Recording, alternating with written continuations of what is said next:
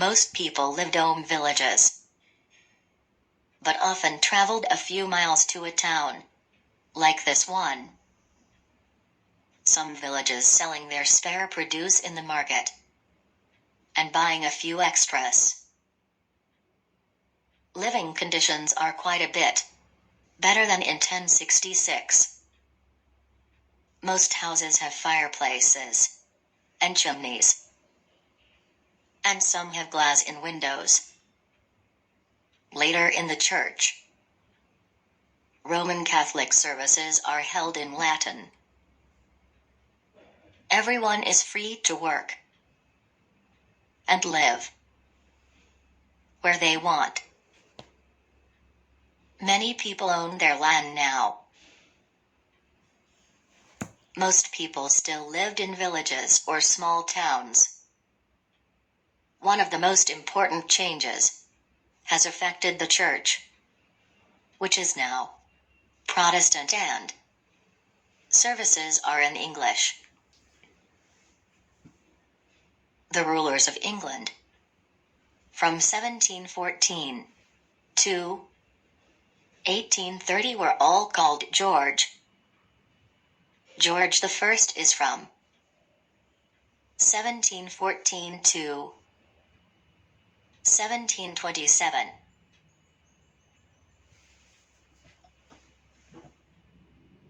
George II is from 1727 to 1760.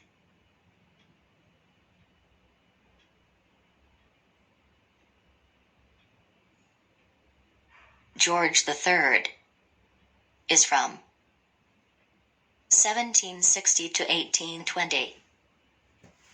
And George IV is from 1820 to 1830.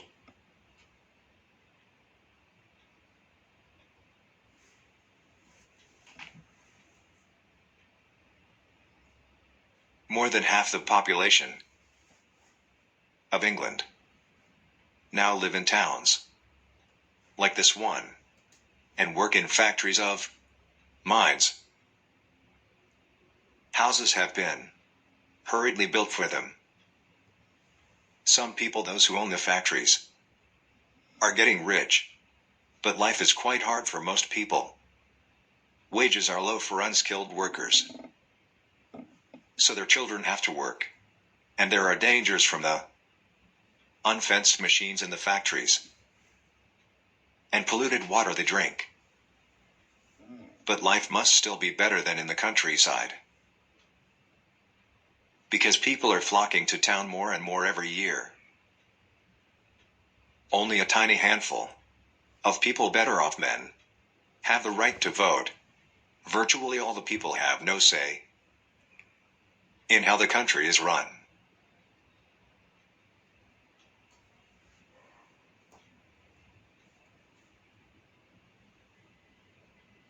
One of the good things about the period we are now studying is that more evidence is available.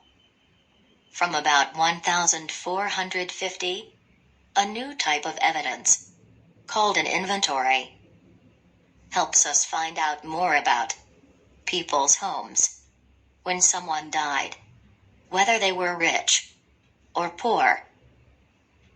A clerk made an inventory of everything they owned and what it was worth. This was so that the people who benefited from the dead persons will got what was owned and what it was worth. This was so that the people who benefited from the dead persons will got what was owed to them.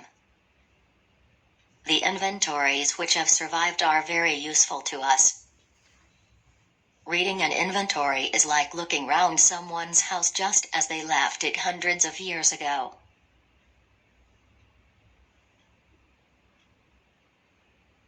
Banks were set up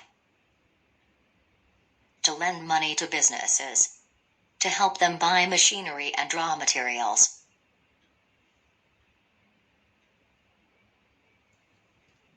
Entrepreneurs were talented and ambitious people who understood how to turn all these different development into successful businesses to make money.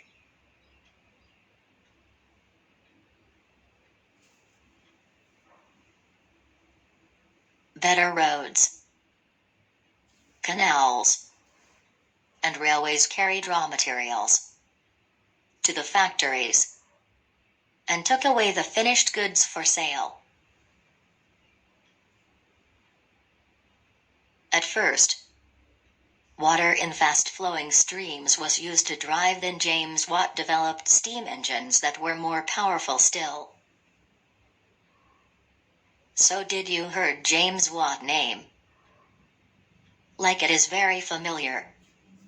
So right now you know that James Watt developed steam engines.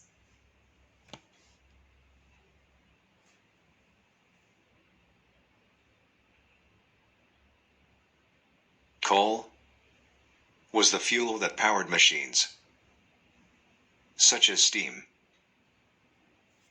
engines. More cotton, wool.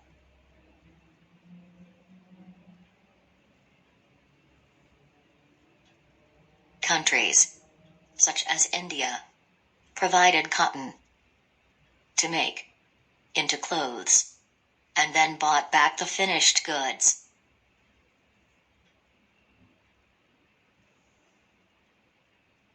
More people in Britain meant that more food, clothing, and everyday items were needed. The people also provided workforce for the new industries.